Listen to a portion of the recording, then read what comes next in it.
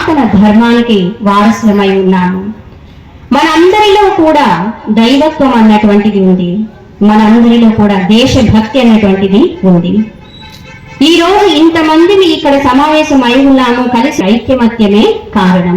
మనందరికీ తెలుసు, ఐక్యమత్యమే మహాబలం అని చెప్పి ఐక్యమత్యంగా ఉంటే ఏదైనా సాధించవచ్చు. ఒక వ్యక్తిగా సాధించలేనటువంటిది సామూహికంగా అందరూ కలిసి సాధించడానికి అవకాశాలు అన్నటువంటివి ఎక్కువగా ఉంటాయి. మనందరము కూడా చిన్నప్పుడు వినే ఉంటాము. ఒక చిన్న కథ మనందరికీ తెలిసి ఉన్నటువంటిదే. ఒక తండ్రికి నలుగురు కుమారులు ఉన్నప్పుడు ఆ నలుగురు కుమారులు కూడా పెరిగి పెద్దయిన తరువాత వివాహాలు జరిగిన తరువాత వాళ్ళకి ఆస్తి పంపకాలు చేయమని మేము విడిపోతాము, మాకు కావలసినవన్నీ మాకు సమకూర్చండి అని అడిగినప్పుడు తండ్రి ఏమీ మాట్లాడకుండా అక్కడే పక్కన ఉన్నటువంటి కర్రలు ఇచ్చి ఒక్కొక్కరి చేతికి ఒక్కొక్క కర్రని ఇచ్చి నాయన దాన్ని విరచండి అంటే వెంటనే విరిచేస్తారు. అన్నింటినీ కలిపి కట్టగా ఇచ్చి అన్ని కర్రల్ని విరచమని చెప్తే ఏ ఒక్కరూ కూడా ఆ పని చెయ్యలేకపోతారు. మనందరికీ తెలిసినటువంటిది చిన్న కథగా అనిపిస్తుంది, కానీ ఇందులో చాలా అంతరార్థం అన్నటువంటిది దాగి ఉంది. ఎందుకు ఈ విధంగా తండ్రి మాటలతో చెప్పకుండా చేతల ద్వారా చేసి చూపించారు అంటే వాళ్ళకి అర్థం తెలియాలి, అంతరార్థం గ్రహించాలి అనేసి. మీరు నలుగురు కలిసి ఉంటే మిమ్మల్ని ఎవ్వరూ కూడా ఏమీ చేయలేరు, అందరూ ఆనందంగా ఉండగలుగుతారు. విడిపోయినట్లయితే మీరు అనుకుంటున్నారు విడిపోతే మేము సుఖంగా ఉంటాం, ఆనందంగా ఉంటాం, మాకు ఆనందం కలుగుతుంది అనేసి మీరు అనుకుంటున్నారు. కానీ విడిపోతే ఎక్కువగా దుఃఖమే కలుగుతుంది. విడిపోతే పడిపోతాం, కలిసి ఉంటే ఆనందంగా ఉండగలుగుతాం. ఈ విషయంగా ఉన్నప్పుడు మనం ధార్మికంగా జీవిస్తూ ఉన్నప్పుడు మన దేశానికి కావలసినటువంటి ఆర్థిక పరమైనటువంటి సామాజిక పరమైనటువంటి ఏ స్థాయిలో చూసినా ఏ రంగాల్లో చూసినా కావలసినటువంటి అభివృద్ధిని సాధించగలుగుతాం.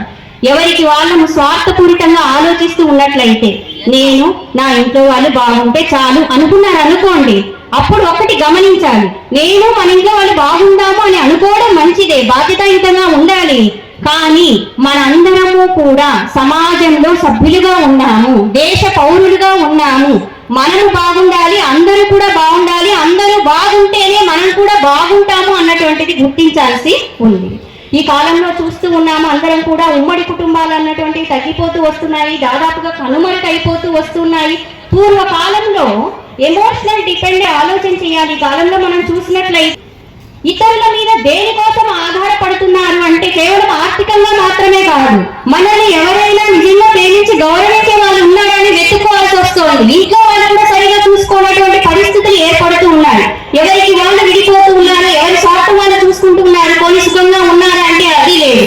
ఒక చిన్న ఉదాహరణలో మనం చూసినట్లయితే వివాహం అయిపోయింది, పక్కన ఉంటారు, బాబు ఉంటారు, ఆ చిన్న పిల్లల్ని చూసుకోవడానికి పెద్దవాళ్ళు ఉండరు, వాళ్ళ ఆలన పాలన చూసుకోవాలంటే కష్టం, వాళ్ళకి ఏం చేయాలో తెలియదు, పెద్దవాళ్ళు చెప్పేవాళ్ళు ఉండరు.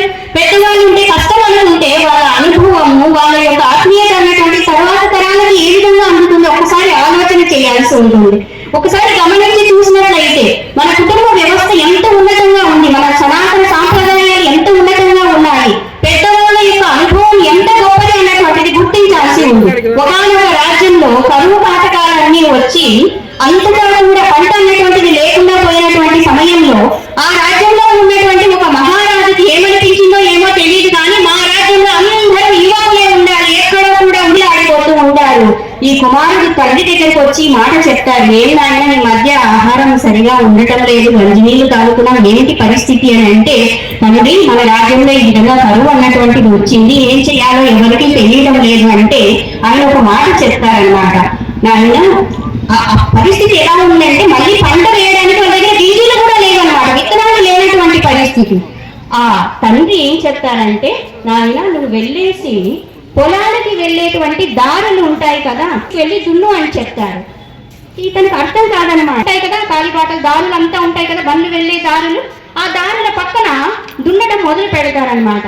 దున్నిన తరువాత కొన్ని రోజులకి అక్కడ మొలకలు వస్తాయి, పచ్చగా అంతా కూడా కనిపిస్తూ ఉంటుంది. ఆశ్చర్యం అనిపిస్తుంది, ఇది ఎలా సాధ్యమైంది? రాజ్యంలో ఎక్కడ విత్తనాలే లేనటువంటి పరిస్థితి కదా, ఈ విధంగా పచ్చదనం ఎలా వచ్చింది? కొంతకాలానికి అక్కడ చిరుకులు పడ్డ వర్షం వచ్చేసరికి అదంతా కూడా పచ్చగా వచ్చేసింది, మొక్కలన్నీ కూడా వచ్చేసినాయి.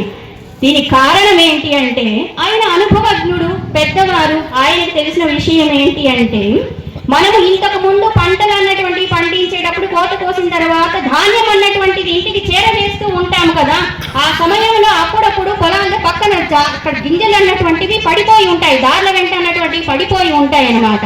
అక్కడ పొలాల గట్లకు దార్ల గట్లకు ఉన్నటువంటి చోట దున్నడం వల్ల మళ్ళీ అక్కడ ఉన్నటువంటి విత్తనాలు మొలకెత్తడం జరిగిందనమాట. తిరిగి అందరూ కూడా అన్ని పల్లెల్లో కూడా గ్రామాల్లో ఇదే విషయాన్ని తెలుసుకుని అందరూ ఈ విధంగా ఆచరించడం వల్ల వాళ్ళందరికీ తిరిగి తినడానికి ఆహారం అనేటువంటిది లభించింది. ఇది ఒక చిన్న ఉదాహరణ, అంటే పెద్దవాళ్ళ అనుభవం ఎంత గొప్పది అన్నటువంటిది తెలియపరచడం కోసం. అలాగే మనందరము కూడా కుటుంబ వ్యవస్థలో ప్రతి ఒక్కరిని కూడా ఒకరినొకరిని గౌరవిస్తూ ఉండాలి, ప్రేమిస్తూ ఉండాలి, అభిమానిస్తూ ఉండాలి, ఒకరికొకరి సహాయ సహకారాలు అనేటువంటివి అందజేస్తూ ఉండాలి. ఇది కేవలం కుటుంబానికి సంబంధించింది మాత్రమే కాదు, దేశానికి సంబంధించింది. వ్యక్తి నిర్మాణం ద్వారానే దేశ నిర్మాణం అన్నటువంటిది సాధ్యమవుతుంది. అవునంటారా కాదంటారా? ఒక వ్యక్తి బాగుంటే దేశం అంతా కూడా బాగుంటుంది. ఎందుకంటే అందరము కూడా దేశంలో సభ్యులమై ఉన్నాం, పౌరులమై ఉన్నాం, మన భాగమై ఉన్నాము, మన ఒక్కరం వేరుగా లేము. నా జీవితం నా ఇష్టం. కొంతమంది అంటూ ఉంటారు అన్నమాట, నా లైఫ్ నా ఇష్టం అంటారు. మీ జీవితం మీ ఇష్టం అనుకుంటున్నారు, కానీ ఒకటి గమనించాలి, చిన్నప్పటి నుండి నీకు ఇవన్నీ అందించింది ఎవరు? జన్మనిచ్చింది ఎవరు? పెంచి పెద్ద చేసింది ఎవరు? విద్యాబుద్ధులు నేర్పించింది ఎవరు? నువ్వు వాడేటువంటి వస్తువులన్నీ తయారు చేసింది ఎవరు? అన్ని నువ్వే కొన్నావా? నువ్వే కనిపెట్టావా? నీ వల్లే అంతా సాధ్యమైందా? నా ఇష్టం వచ్చినట్లు బ్రతుకుతాను అంటే అది సమంజసమైనటువంటి విషయం కాదు. మనందరము కూడా దేశ పౌరులుగా బాధ్యతాయుతంగా ఉండాల్సింది, క్రమశిక్షణతో మెలగాల్సి ఉంది. నాకేంటి నా ఇష్టము అనుకోకుండా పక్క వాళ్ళకి ఇబ్బంది కలగకుండా జీవించాల్సినటువంటి అవసరము ఉంది. ఇప్పుడు చూస్తున్నాం ట్రాఫిక్ రూల్స్ అవి చూస్తున్నట్లయితే ఎవరో పాటిస్తున్నాం, ఎలా అంటే అలా వెళ్ళిపోతూ ఉంటారు. అవతలి వాళ్ళకి ఇబ్బంది కలుగుతుంది అన్నటువంటి భావన కూడా ఉండటం లేదు. ఎందులో చూసినా కూడా ఎక్కడ చూసినా కూడా ఎవరి స్వార్థం వాళ్ళది, మేము ఉండాలి, నాకు జరిగితే చాలు, మా పని అయిపోతే చాలు అనుకుంటే అది సరైనటువంటిది కాదు. మనం ఉన్నతమైనటువంటి సనాతన ధర్మానికి వారసులమై ఉన్నాము, పుణ్యభూమిలో జన్మించి ఉన్నాము, ఇతరులకు చెప్పేటువంటి స్థానంలో ఉన్నటువంటి వాళ్ళము. మనము మంచి విషయాలను తెలుసుకొని ఆచరిస్తూ ఇతరులకు కూడా తెలియపరచాల్సి ఉంది. మన కుటుంబంలో ఉన్నటువంటి వ్యవస్థను మనం గమనించినట్లయితే మన పురాణ ఇతిహాసాల్లో ఎంత చక్కగా తెలియపరిచి ఉన్నారు. రామాయణంలో కానీ, భారతంలో కానీ, భాగవతంలో కానీ, పురాణ ఇతిహాసాల్లో ఒక్కొక్క ఘట్టంలో ఒక్కొక్క పాత్ర ద్వారా ఎంత ఉన్నతమైన విషయాలు తెలియపరిచారో గమనించాల్సి ఉంది. రాముల వారు అరణ్యానికి వెళ్ళేటప్పుడు లక్ష్మణ స్వాముల వారు కూడా ఆయనతో పాటు వెళ్ళాలనుకుంటారు కదా. జై శ్రీరామ్, జై శ్రీరామ్. అలా అనుకున్నప్పుడు సుమిత్రాదేవి, తల్లి అయినటువంటి సుమిత్రాదేవి దగ్గరికి వెళ్ళి లక్ష్మణ స్వాముల వారు చెప్తారన్నమాట, అమ్మ రాముల వారు సీతమ్మ వారి విధంగా అరణ్యానికి వెళ్తూ ఉన్నారు అడవులకి, నేను కూడా వారితో పాటు వెళ్ళాలనుకుంటున్నాను అని చెప్తారు. సాధారణ స్థాయిలో ఉన్నటువంటి తల్లి అయితే ఏం చెప్తారు? స్వార్థం ఉంటే ఏమంటారు? ఎందుకు వెళ్ళారనేసి అంటారు కదా, ఎందుకు వెళ్ళాల్సిన అవసరం ఉంది ఏంటి అని అంటారు, వెంటనే చెప్తారన్నమాట. ఆయన కంటే అడవులకు వెళ్లాల్సి ఉంది, నీకెందుకో ఈ కర్మ అన్నటువంటిది అని మాట ఉంటుంది. కానీ సుమిత్రాదేవి ఏం చెప్పున్నారంటే, ఓ లక్ష్మణ, అడవులనే అయోధ్య అనుకో, రాముల వారిని సీతమ్మ వారిని తల్లిదండ్రులుగా భావించి సేవ చెయ్యని ఆయన వెళ్ళి అని చెప్పున్నారు. ఇటువంటి తల్లి ఉన్నారు మన భారత ఖండంలో. మనం ఎటువంటి భావన, త్యాగ భావన కలిగి ఉండాలో ఒకసారి చూడండి. లక్ష్మణ స్వాముల వారు మన సంస్కృతికి, మన యొక్క సనాతన ధర్మానికి ఒక మచ్చుతునక ఏంటంటే, ఒక ఆదర్శవంతమైనటువంటి వ్యక్తి ఎలా ఉంటారంటే, ఒక చిన్న ఉదాహరణ, రావణాసుడు సీతమ్మ వారిని అపహరించి తీసుకొని వెళ్ళినప్పుడు సీతమ్మ వారు జాడ తెలుసుకోవడానికి ఎవరైనా నా కోసం రాకపోతారా, వస్తారు తప్పకుండా రాముల వారు అనేసి ఆమె ఆభరణాలన్నీ కూడా మూట కట్టి వదిలేసినారు. మనకి రామాయణం తెలుసు, కథ విని ఉంటారు. మరి సీతమ్మ వారి జాడ తెలుసుకోవడానికి ప్రయత్నం చేస్తూ ఉన్నప్పుడు శ్రీరామచంద్ర ప్రభువుల వారు, ఆయన బంటు అయినటువంటి సాక్షాత్తు శివాంశ సంభూతులై ఉన్నటువంటి హనుమంతుల వారు, ఆయనకి సఖ్యుడిగా ఉన్నటువంటి స్నేహితుడైనటువంటి సుగ్రీవుల వారు, వీళ్ళ ద్వారా ఆభరణాలు అన్నటువంటి తీసుకుని వచ్చి ఇవి సీతమ్మ వారివేమో అని గుర్తించండి అని తెలియపరిచినప్పుడు లక్ష్మణ స్వామిని పిలిపిస్తారు. లక్ష్మణ స్వామిని పిలిపించి, నాయన అవి చూసిన వెంటనే రాముల వారికి చాలా దుఃఖం, బాధ కలుగుతుందన్నమాట. ఆ సీతమ్మ వారిని గుర్తుకు తెచ్చుకుంటూ బాధపడుతూ, లక్ష్మణ చూడు నాయన, ఇవేమైనా నీ వదినమ్మవేమో చూసి చెప్పు నాయన అంటే, అప్పుడు లక్ష్మణ స్వామి వాటిని చూసి వాటిల్లో ఉన్నటువంటి వాటిని ఆభరణాల గురించి చెప్తూ, అన్నయ్య, నాకు మిగతా ఆభరణాల గురించి తెలియదు, కానీ సీతమ్మ వారు వదినమ్మ వారు పాదాలకు పెట్టుకునేటువంటి గజ్జెలు, మన మాటలో అయితే గజ్జెలు, కాలి పట్టీలు అన్నటువంటివి మాత్రము మా వదినమ్మవే. ఎందుకు అంటే ప్రతిరోజు కూడా మీ పాదపద్మములకి, వదినమ్మ గారి పాదపద్మములకి నమస్కారం చేయడానికి వచ్చినప్పుడు నేను వాటిని మాత్రమే చూసి ఉన్నాను. ఇక్కడ గమనించాలి, ఎప్పుడు కూడా లక్ష్మణ స్వామి కన్ను ఎత్తి ఇలా చూసి ఈ చెవులకు ఏం పెట్టుకున్నారు, ఆభరణాలు ఏం ధరించారు అన్నటువంటిది కూడా ఆయన ఎప్పుడు చూడలేదు. ఎంత ఉన్నతమైనటువంటి భావన చూడండి, వదినమ్మని తల్లిగా భావించి ఉన్నారు. ఎటువంటి ఉన్నతమైనటువంటి సంబంధ బాంధవ్యాలను కలిగి ఉన్నారు అన్నటువంటిది కూడా గుర్తించాల్సి ఉంటుంది. ఇలా మనం చూసినట్లయితే మహాభారతంలో ద్రౌపదీదేవికి జరిగినటువంటి అవమానము, ఎంత దుష్టమైన వాళ్ళు రాక్షస భావం కలిగి ఉండి ఎలా ప్రవర్తించి ఉన్నారు. ఎందుకు కురుక్షేత్ర సంగ్రామం జరిగిందంటే ఎవరైనా ఏం చెప్తారండి? కురుక్షేత్ర సంగ్రామం ఎందుకు జరిగింది? కేవలం రాజ్యకాంక్ష కోసం మాత్రమే కాదు, ఇంకొక కారణం కూడా ఉంది. ఒక స్త్రీమూర్తికి జరిగినటువంటి అవమానం కారణంగా, అన్యాయం కారణంగా, అధర్మం కారణంగా అంతమంది నిండు సభగా ఉంటే ఒకరు కాకుంటే ఒకరన్నా ఇది అధర్మం అని చెప్పేటువంటి వాళ్ళు లేకపోయి ఉన్నారా? ధర్మానికి కట్టుబడి కొంతమంది మాట్లాడలేకపోయి ఉన్నారు. కానీ ఇంత దుష్టంగా ప్రవర్తిస్తున్నామే, మన ఇంటి కోడలే అంతఃపురంలో ఉండేటువంటి ఒక స్త్రీమూర్తికే వాళ్ళు రక్షణ కలిగించలేకపోయినట్లయితే ఇంకా దేశాన్ని పరిపాలించడానికి వాళ్ళకి అర్హత ఉందంటారా? ఆలోచన చేయండి. ఎంత రాక్షస భావన కలిగి ఉన్నారు, ఎటువంటి మాటలు మాట్లాడి ఉన్నారు, ఎటువంటి చేష్టలు చేసి ఉన్నారు.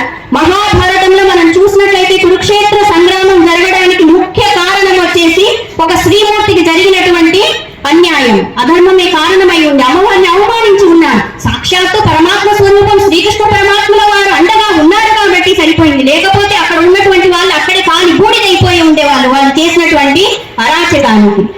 ఆ ద్రౌపదీదేవి యుద్ధం జరగబోయే ముందు అడిగినప్పుడు అమ్మవారు ఏం చెప్పున్నారంటే, మిగతా వాళ్ళని సలహా అడుగుతున్నప్పుడు యుద్ధం చెయ్యాలా వద్దా, సంధి చేసుకోవాలా అని మాట్లాడుకుంటూ ఉన్నప్పుడు అమ్మవారు యుద్ధం చేయడానికే సుముఖత చూపించి ఉన్నారు. ఎందుకంటే ఇది కేవలం ఆమె కోసం మాత్రమే కాదు, ఇటువంటి దుష్టులు రాజ్య పరిపాలన చేసినట్లయితే భవిష్యత్తులో ఇంకా ఎంతమందో బలయ్యే అవకాశం ఉంది. అందరూ కూడా ఇబ్బందులు పడతారు, కష్టాలు పడతారు. కాబట్టి ధర్మాన్ని రక్షించడం కోసము అమ్మవారు ఆ విధంగా చెప్పి ఉన్నారు. మనం అనుకోవచ్చు, ఆమె లేదు పగ తీర్చుకోవాలనుకున్నారు, ప్రతీకారం తీర్చుకోవాలనుకున్నారు అనుకుంటే పొరపాటు. ఇంకొక ఉదాహరణ అక్కడే మనకి మహాభారతంలో కనిపిస్తుంది. యుద్ధ సమయంలో చివరిలో వచ్చేసి అశ్వత్థామ ఉప పాండవులందరినీ కూడా సంహరిస్తారు, ద్రౌపదీదేవి కుమారులను సంహరిస్తారు. అప్పుడు అర్జునుల వారు శపథం చేసి ఉంటారు, ఎలాగైనా సరే ఆ అశ్వత్థామ యొక్క శిరస్సుని ఛేదిస్తాను అనేసి ఆయన శపథం చేసి ఉంటారు. కానీ ఆయన్ని యుద్ధంలో ఓడించి తీసుకొని వచ్చి సంహరించబోయే ముందు శ్రీకృష్ణ వారు ఒక్క మాట అంటారు. ఒక్కసారి ద్రౌపదీదేవి యొక్క మాట తీసుకొని మాట చెప్పి సంహరించవచ్చు అని చెప్తారు. అశ్వత్థామని తీసుకొని వచ్చి ఎదురుగా కట్టి ఉంటారు. నిలబెడితే ద్రౌపదీదేవి అన్న మాట తెలుసా అండి? ఎంత ఉన్నతమైనటువంటి భావనతో అమ్మవారు చెప్పున్నారంటే, ఎవరైనా కన్న కుమారుణ్ణి నిద్రిస్తూ ఉన్న వాళ్ళని క్షాత్రధర్మం పక్కన పెట్టేసి సంహరించినటువంటి వ్యక్తి ఎదురుగా నిలబడితే ఆ తల్లి వెంటనే ఏమంటారు? సంహరించమంటారా లేదా చెప్పండి. కానీ ద్రౌపదీదేవి ఏమన్నారంటే, గురుపుత్రుడు, బ్రాహ్మణుడు, అంతేకాకుండా బిడ్డల్ని పోగొట్టుకొని నేను ఇప్పుడు ఎంత బాధపడుతున్నానో, గర్భ సుఖాన్ని అనుభవిస్తున్నాను. అశ్వత్థామ తల్లి అయినటువంటి కృపాచార్య వారి సోదరి కృపి కూడా, ఆమె కూడా అంత బాధపడతారు కదా, కాబట్టి ఈయన్ని వదిలిపెట్టండి అంటారు. భీముల వారు అంటారనమాట, ఎంత పిచ్చిది ద్రౌపది, ఇటువంటి దురాత్మగా వదిలిపెట్టమంటుందంటారు. ఆగు, ధర్మం.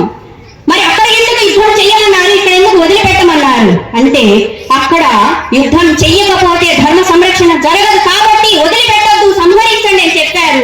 ఇక్కడ ఎందుకు వదిలిపెట్టమన్నారు అంటే, ఇతడు క్షత్రియుడు కాదు, తన స్వార్థం కోసం పూర్తిగా చేసినటువంటిది కాదు, వాళ్ళ కోసం ఇతను చేస్తున్నాడు కాబట్టి ఈ విధంగా చేయవలసి వచ్చింది కాబట్టి చేశారు.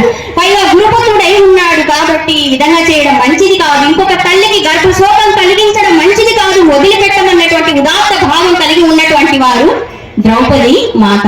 మనకి పురాణ ఇతిహాసాల్లో ఎంతో అద్భుతమైనటువంటి విషయాలు చెప్పి ఉన్నారు. వాటిని మనందరం కూడా తెలుసుకోవాలి, మన తరతరాలకి కూడా తెలియపరచాల్సినటువంటి బాధ్యత కూడా మనందరికీ ఉంది. ఒకసారి వనవాసం చేసేటప్పుడు ధర్మరాజు గారు ఒక మహాత్ముడైనటువంటి గురువు గారిని అడుగుతారనమాట, ఓ మహాత్మా, నాలాంటి దురదృష్టవంతుడు, భాగ్యహీనుడు రాజుగా ఉండి ఇన్ని కష్టాలు అనుభవించేటువంటి వారు ఎవరైనా ఉంటారా? మనం కూడా అప్పుడప్పుడు అడుగుతూ ఉంటాం, నా అంత కష్టం పడే వాళ్ళు ఎవరన్నా ఉంటారా, నాకు వచ్చినన్ని బాధలు ఎవరికైనా వస్తాయా అనేసి చాలా మంది అంటూ ఉంటారు. ఈ సంఘటన ఒక్కటి వినాలి మనందరం కూడా. అంతటి మహారాజు కూడా, ధర్మ విషయాలన్నీ తెలిసి ఉన్నటువంటి వారు కూడా, శాస్త్రజ్ఞానం ఉన్నటువంటి వారు కూడా ధర్మరాజు గారు ఆ బాధ తట్టుకోలేక అడుగుతారనమాట, అలాంటి కష్టాలు పడి భాగ్యహీనుడు ఎవరైనా ఉంటారా అంటే, ఒక గురువు గారు మహనీయుడు చెప్పినటువంటి మాట ఏంటి అంటే, ఓ ధర్మరాజా, నల చక్రవర్తి అని ఒక ఆయన ఉండేవారు. నలదమయంతుల చరిత్ర మీరు వినే ఉంటారు. నీకే మహారాజా, ధర్మరాజా, సోదరులు నీతో పాటే ఉన్నారు, ద్రౌపదీదేవి ఉన్నారు, నీతో పాటి వేల సంఖ్యలో అందరూ కూడా బ్రాహ్మణులంతా కూడా వచ్చి ఉన్నారు. ఇంకా పైగా అక్షయ పాత్ర కూడా నీతో పాటి ఉంది, అక్షయ పాత్రను పొంది ఉన్నారు. చక్కగా మీరు సాధన చేసుకుంటున్నారు, ఆహారాన్ని భుజిస్తూ ఉన్నారు. కానీ నల చక్రవర్తి చరిత్రలో మనం చూసినట్లయితే ఆయన కూడా మీలాగే జూదంలో సర్వస్వం కోల్పోయి చివరికి రాజ్యంలో ఉన్న వాళ్ళు ఎవరు మాట్లాడకూడదు, ఆయనకు ఆహార పానీయాలు ఇవ్వకూడదని చెప్తే భార్యాభర్తలు కట్టుబట్టలతో వాళ్ళ రాజ్యంలోనే అనాథలాగా ఎవరు పలకరించకుండా ఉంటే అడవుల్లోకి పోయి ఇంత తిందాము అనేసి ప్రయత్నం చేస్తే వస్త్రం కూడా లేనటువంటి పరిస్థితిని పొంది ఉన్నారు. భార్యని కూడా వదిలిపెట్టి వెళ్ళేటువంటి పరిస్థితిని పొంది ఉన్నారు. కురూపి కూడా అయిపోయి ఉన్నారు. ఎన్నో కష్టాలు అనుభవించారు, బాధలు అనుభవించారు. మహారాజు చక్రవర్తి అయి ఉన్నటువంటి వారు మహారాజు అంటే ఆ కాలంలో దేవతలు సైతం వరాలు ఇచ్చినటువంటి వారు అన్నమాట. వరాల్ని పొంది ఉన్నారు ఆయన. అంతటి స్థాయిలో ఉన్నటువంటి ఆయన అన్ని కష్టాలు అనుభవించి ఉన్నారు మహారాజా అంటే, ధర్మరాజు గారు ఆ విషయాలు విన్న తర్వాత ఆయన అనుకుంటారనమాట, ఆ మహారాజుతో పోల్చుకుంటే నేనెంతో బాగున్నాను అనేసి అనుకుంటాను. మనం కూడా గమనించాలి, కష్టము ఎవరికైనా ఉంటుందండి. ఎవరికో ఎవరి స్థాయిలోనూ వాళ్ళకి ఉంటాయి కష్టాలు, బాధలు, సమస్యలు అన్నటువంటి ఉంటాయి. నాకే కష్టం వచ్చింది, నాకే బాధ వచ్చింది, అందరూ నా బాధ వినండి, నా కష్టం వినండి అని చెప్పకండి. మనం ఏ స్థానంలో ఉండాలంటే ఎదుటి వారి కష్టాన్ని తొలగించడానికి ప్రయత్నం చేసే స్థానంలో ఉండాలి, ఎదుటి వారి కన్నీళ్లు తుడిచే స్థానంలో ఉండాలి. కానీ ఎప్పుడు మన కష్టాన్ని ఇతరులకు చెప్పు బాధ పెడుతూ ఉండకూడదు. ఆనందాన్ని పంచే స్థానంలో మనం ఉండాల్సి ఉంటుంది. ఇలా మహాభారతంలో కానీ రామాయణంలో కానీ అనేక అద్భుతమైనటువంటి విషయాలు చెప్పి ఉన్నారు. ఇంకా మన సనాతన ధర్మం ఎంత గొప్పది అంటే, మన యొక్క శాస్త్రాలు ఎంత గొప్పది అంటే, ఇప్పుడు కాల గణన అన్నటువంటిది ఉంది కదా. కాల గణనని మనం మొట్టమొదట ఏ యూనిట్ తో కౌంట్ చేయడం జరుగుతుంది, ఏ విధంగా మనం గణించడం జరుగుతుంది? నిమిషము అని అంటాం కదా, సెకండ్, ఇలా చెప్తూ ఉన్నాం కదా. దీనికంటే ముందుగా చాలా కాల గణన ఉంది. ఇంకా ఈ మొత్తం యుగాలన్నీ ఎన్ని యుగాలు ఉన్నాయి, వాటి గణన ఏంటి అన్నటువంటిది కూడా మనకి భాగవతంలో శాస్త్రాల్లో కూడా చెప్పడం జరిగింది. మీరు గమనించి ఉంటారు, ఎప్పుడైనా కిటికీలో కానీ ఎక్కడైనా మనం చూస్తే సూర్య కిరణాలు పడేటప్పుడు చిన్న చిన్న రేణువులు లాంటివి కనిపిస్తాయి కదా, కదులుతూ ఉన్నట్లు. వాటిల్లో ఒక రేణువులో 6వ వంతు ఉన్నటువంటి దాన్ని పరమాణువు అంటారు. ఆ పరమాణువుగా ఉన్నటువంటి దానిలోనికి సూర్య కిరణము ఒక వైపు నుండి ఇంకొక వైపుకు ప్రవేశించి వెళ్ళడానికి ఎంత సమయం పడుతుందో అది మొట్టమొదటి కాలగణనకి ప్రమాణంగా తీసుకున్నారు. ఎంతమందికి తెలుసు చూడండి, మన శాస్త్రాలు ఇవన్నీ కూడా చెప్పి ఉన్నారు. ఇది పరమాణువు అంటారు. ఇవి రెండు కలిస్తే అణువు అవుతుంది. ఈ విధంగా ప్రసరేణువు అని, త్రుటి అంటారు కదా, మనం త్రుటిలో తప్పిపోయిందండి అని అంటారు. త్రుటి అన్నటువంటిది ఉంది. తర్వాత వచ్చేసి లవం అన్నటువంటిది ఉంది, మేధ, లవము. ఇలా అయిపోయిన తర్వాత నిమేషము అన్నటువంటిది వస్తుంది. ఇలా కాలగణంలో మనం చూసినట్లయితే తరువాత మనం చూసుకుంటూ వస్తే వాటిల్లో వచ్చేసి ఘడియ అన్నటువంటిది ఉంది, ముహూర్త కాలం అన్నటువంటిది ఉంది. వీటన్నింటికి వెనకాల ఏ విధంగా గణన చేస్తున్నారన్నటువంటిది కూడా తెలియపరచడం జరిగింది. జామును అన్నటువంటి తెల్లవారు జాము అని అంటాం కదా, పగలు రాత్రి ఈ విధంగా ఋతువులు ఇలా చెప్పుకుంటూ వెళ్తే చివరికి కాల గణన ఎక్కడి వరకు మనం గణించగలము అంటే మానవ మేధస్సుకు అందనటువంటి ఎన్నో విషయాలు మన శాస్త్రాల్లో చెప్పి ఉన్నారు. మనం ఇప్పుడు దేవాలయానికి వెళ్ళినప్పుడు పూజ చేసేటప్పుడు సంకల్పం చెప్తారు కదా, సంకల్పం చెప్పేటప్పుడు ఏమని చెప్తారు పూజారుల వారు? మనం పలకడం కానీ మనం చెప్పేటప్పుడు కానీ ఇప్పుడు ఎక్కడ ఉన్నాము, ఏ ప్రదేశంలో ఉన్నాము, ఏ కాలంలో ఉన్నాము, మనం ఎవరము అన్నటువంటిది భగవంతుడు సర్వజ్ఞుడు, ఆయనకు తెలుసు. అయినా కూడా శాస్త్రయుక్తంగా మనం ఆయనకు చెప్పి పూజ చేయించడము జరుగుతూ ఉంది. ఇలా చూసినట్లయితే అద్య బ్రహ్మణ ద్వితీయ పరార్తే శ్వేత వరాహ కల్పే వైవస్వత మన్వంతరే కలియుగే అని చెప్తున్నారు. గణన ఉంది కదా ఇక్కడ. బ్రహ్మదేవుల వారికి 100 సంవత్సరాల ఆయుష్ కాలం ఉంటే అందులో మనకి ఇప్పుడు ఉన్నటువంటి బ్రహ్మదేవుల వారు అద్య బ్రహ్మణ అంటున్నారు. సగం ఆయుష్ అన్నటువంటి అయితే తర్వాత కాలం గడుస్తూ ఉంది. వైవస్వత మను అన్నటువంటి వారు మనల్ని పరిపాలన చేస్తూ ఉన్నారు. ఈ కాలంలో ఎక్కడ చెప్తున్నాను, జంబూ ద్వీపే భరత వర్షే భరత ఖండే మేరో, ఈ విధంగా అన్ని చెప్తూ ఉన్నాను కదా. ఎక్కడ ఉన్నాను, ఏ కాలంలో ఉన్నాను అన్నటువంటిది కూడా చెప్పడం జరుగుతూ ఉంది.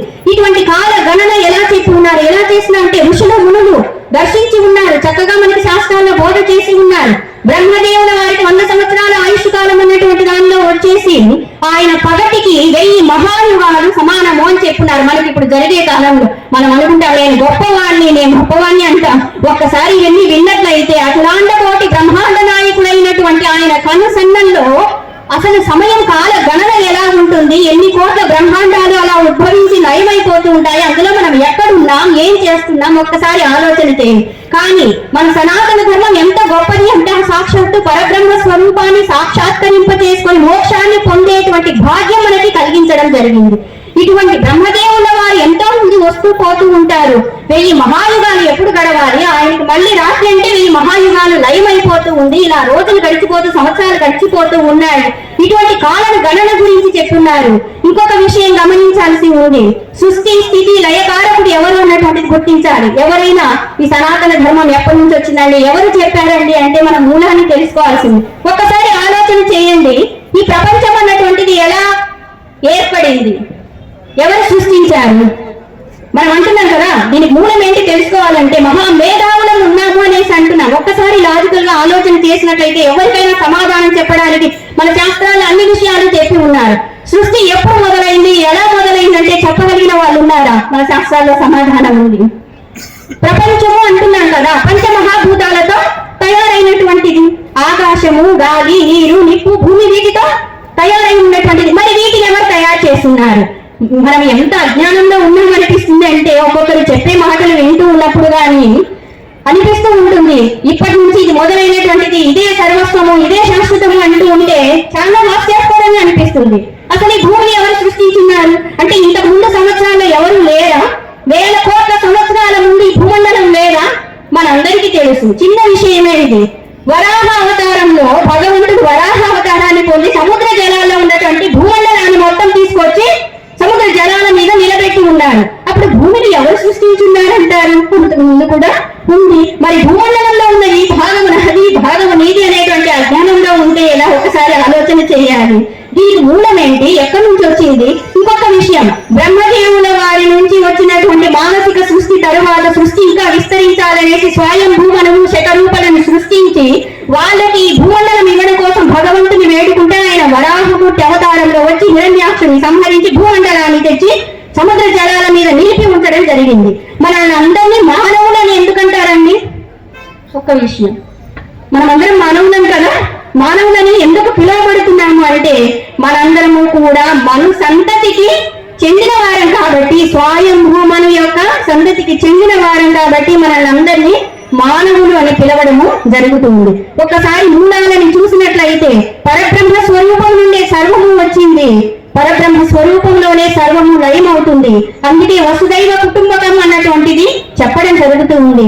అందరిలో ఉన్నటువంటి ఏకత్వాన్ని గుర్తించాల్సి ఉంది. అజ్ఞానంలో అలమటించిపోకుండా అందరము కూడా మన సనాతన ధర్మాన్ని గురించి తెలుసుకోవాల్సి ఉంది. ఇలా ఎన్నో విషయాలు మనం చూసినట్లయితే ఏ రంగంలో చూసినా కూడా మన భారతదేశంలో ఉన్నటువంటి విషయాలు ఇంకెక్కడా లేవు. మీరు ఒక్క మాట గమనించినట్లయితే మహాభారతాన్ని రాసింది ఎవరు? పూజ్య వేదవ్యాస మహర్షుల వారు. ఆయన చెప్తూ ఉంటే రాసింది ఎవరు? సాక్షాత్తు భగవంతుడైనటువంటి వినాయక స్వామి. హిమాలయాల్లో ఇప్పుడు మనం వెళ్ళిన మనకి గణేష గుహ, వ్యాస గుహ అన్నటువంటి దర్శనం ఇస్తూ ఉన్నాయి.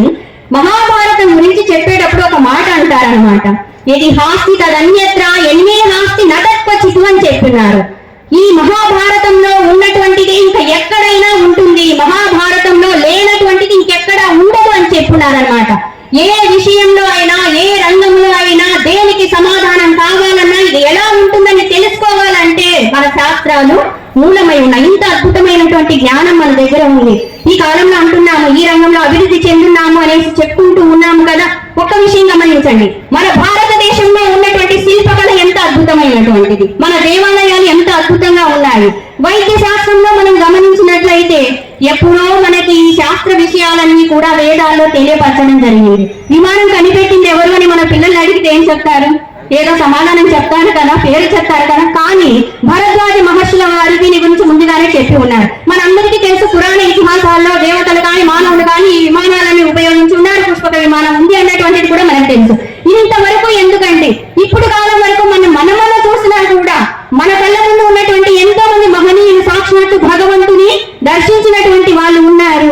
ఎక్కడో వెతకాల్సిన అవసరం లేదు. మన దగ్గరలో చూసినా కూడా ఎంతమంది మహనీయుల పేర్లు తలుచుకోవచ్చు. మన భక్తులు మహాశయులైనటువంటి వాళ్ళు దర్శించి ఉన్నారు. ఇంకొక విషయం మనం గమనించినట్లయితే ఏ రంగంలో చూసినా కూడా ప్రతి ఒక్క దానిలో కూడా మన వేదాలలో మూలం అన్నటువంటిది చెప్పబడి ఉంది. సంస్కృత భాషని మనము తెలుసుకున్నట్లయితే, నేర్చుకున్నట్లయితే ఆ శ్లోకాలు, మంత్రాలు, వాటి యొక్క అంతరార్థాలని మనమే గమనించవచ్చు. మనందరము కూడా మన శాస్త్ర జ్ఞానాన్ని తెలుసుకోవాలి, ఇతరులందరికీ కూడా తెలియపరచాల్సి ఉంది. మీరందరూ ఎంతో మంది పెద్దవాళ్ళు ఉన్నారు, అనుభవజ్ఞులైనటువంటి వాళ్ళు ఉన్నారు, వివిధ రంగాలలో అందరూ కూడా కృషి చేస్తున్నటువంటి వాళ్ళు ఉన్నారు, ఎంతో ఉన్నత స్థానంలో ఉన్నటువంటి వాళ్ళు ఉన్నారు. మీరు ఆచరిస్తూ ఇతరులకు తెలియపరచండి. మాలాంటి సన్యాసులు, సాధువులు ఏదో చెప్తారో చేస్తారని అనుకోకండి. మోక్షం పొందాలని కోరుకునేటువంటి వాళ్ళు బ్రహ్మాండాన్ని త్యజించవచ్చు అని చెప్పి ఉన్నారు. మన సమాజ శ్రేయస్సు, మన దేశ శ్రేయస్సు కోసం ముఖ్యంగా కృషి చేయవలసినటువంటి వాళ్ళు, పాటు పడవలసినటువంటి వాళ్ళు గృహస్థులై ఉన్నారు. మీకు అందరికీ తెలిసే ఉంటుంది, వర్ణాశ్రమ ధర్మాలు ఉన్నాయి కదా, బ్రహ్మచర్యం, గృహస్థం, వానప్రస్థం, సన్యాసము అని చెప్పి ఉన్నారు. ఇక్కడ మిగతా 3 ఆశ్రమాల వారికి పెద్దన్నయ్య స్థానం ఎవరికి ఇచ్చారంటే గృహస్థులకు ఇచ్చున్నారండి. ఎందుకంటే చిన్నపిల్లలు బ్రహ్మచర్యంలో ఉన్న వాళ్ళు చదువుకుంటూ ఉంటారు, వానప్రస్థులు పెద్దవాళ్ళు అయిపోయి ఉంటారు. ఇక సన్యాసుల గురించి మీకు తెలుసు. సన్యాసులు ఆర్థికంగా ఏదో చేసి సమాజం కోసం చేయడం అనేటువంటిది సాధ్యము కాదు. ధార్మిక మార్గ నిర్దేశం చేయగలుగుతారు, బ్రహ్మతత్వాన్ని గురించి చెప్పగలుగుతారు. కానీ సమాజ అభివృద్ధి అనేటువంటిది ఎవరి మీద ఆధారపడి ఉంది అంటే గృహస్థుల మీదే ఆధారపడి ఉంది.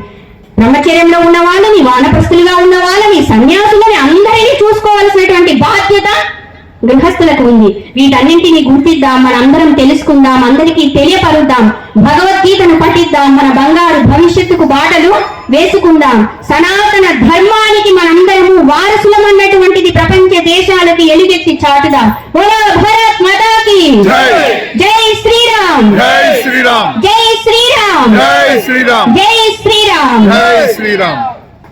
భగవంతుని యొక్క గురు పరంపర యొక్క సంపూర్ణ అనుగ్రహ ఆశీర్వాదం మీ అందరి మీద ఉండాలని కోరుకుంటున్నాను. శుభం.